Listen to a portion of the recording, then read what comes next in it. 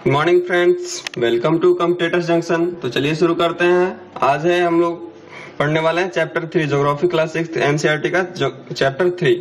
तो शुरू करते हैं। हमारा पहला क्वेश्चन है, movement of earth around sun is called rotation, revolution, inclination. यहाँ दोस्तों, तो अर्थ जो सन की तरफ मूव करती है, सन के ऑर्बिट में जो मूव करती है, सन को अराउंड सन एक फिक्स ऑर्बिट में मूव करती है, तो उसको क्या कहते हैं? तो उसको कहते हैं रिवोल्यूशन। अर्थ के सन के ऑर्बिट में मूव करने को बोलते हैं रिवोल्यूशन, और अर्थ जब खुद ही अपने एक्सिस पे मूव करे तब उसको बोलते हैं रोटेशन। तो अर्थ का जो रिवोल्यूशन टाइम होता है वो कितना होता है?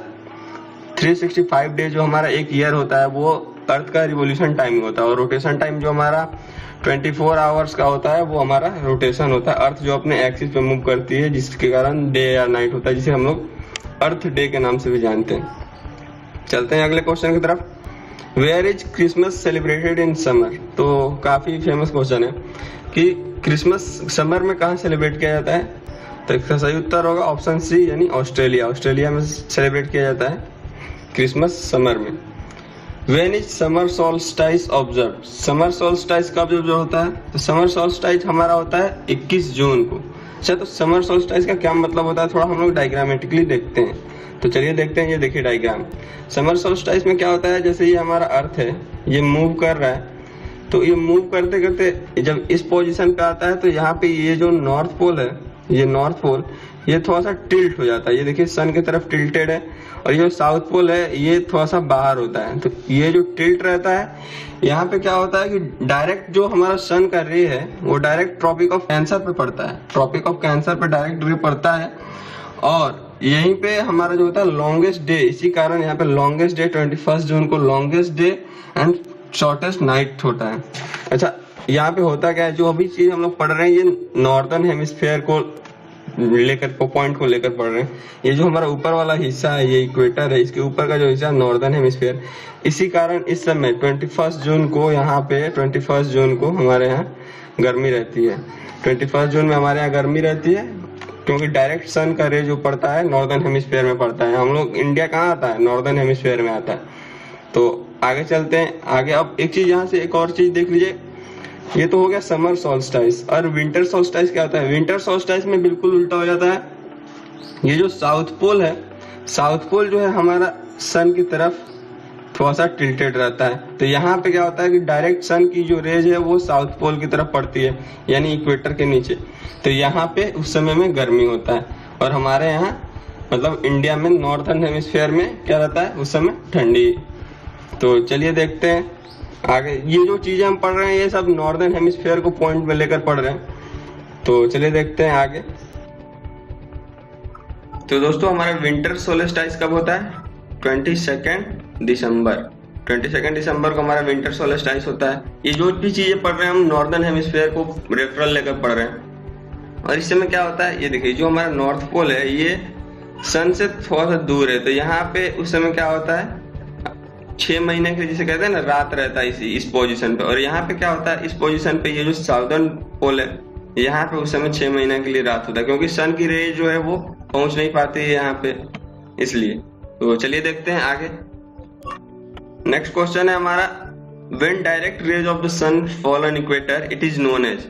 तो जो सन का डायरेक्ट रेज है वो हमारा क्या होता है, जब फॉल करता है इक्वेटर पे तो उसको क्या कहते हैं? इक्विनॉक्स।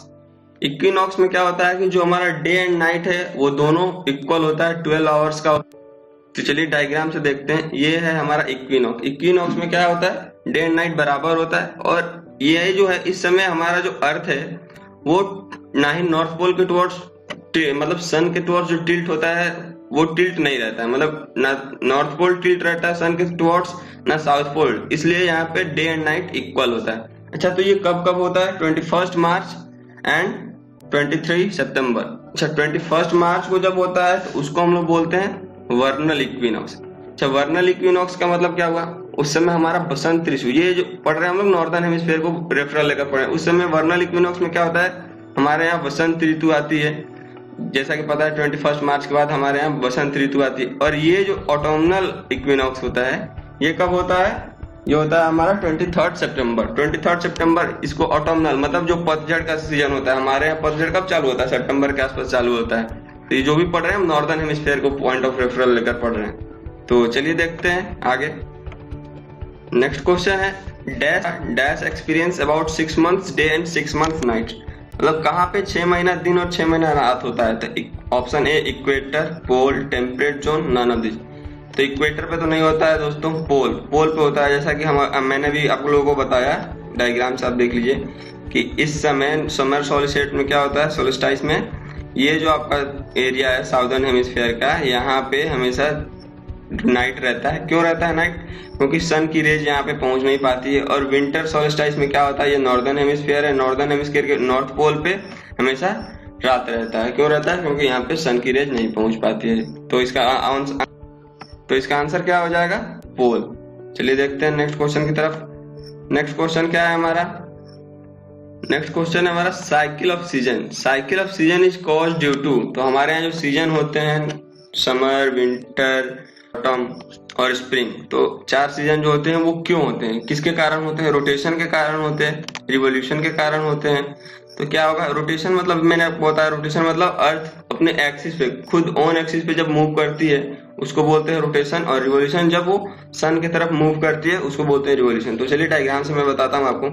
जैसा कि मैंने यहाँ पे बताया, ये जो चीज है यहाँ हम लोग नॉर्दर्न हेमिस्फीयर में है, तो ये जो इस रोटेशन को जो सन की तरफ चारों तरफ ऑर्बिट में मूव कर रहा है ये अर्थ, इसको क्या कहते हैं? रिवोल्यूशन। तो रिवोल्यूशन के कारण ही हमारा ये 4 सीजन चेंज हो रहा है। जैसे कि यहाँ पे हमें समर मिल रहा है जिसको हम लोग समर सोल्स्टिस भी कहते हैं, फिर यहाँ पे ऑटम आ रहा है,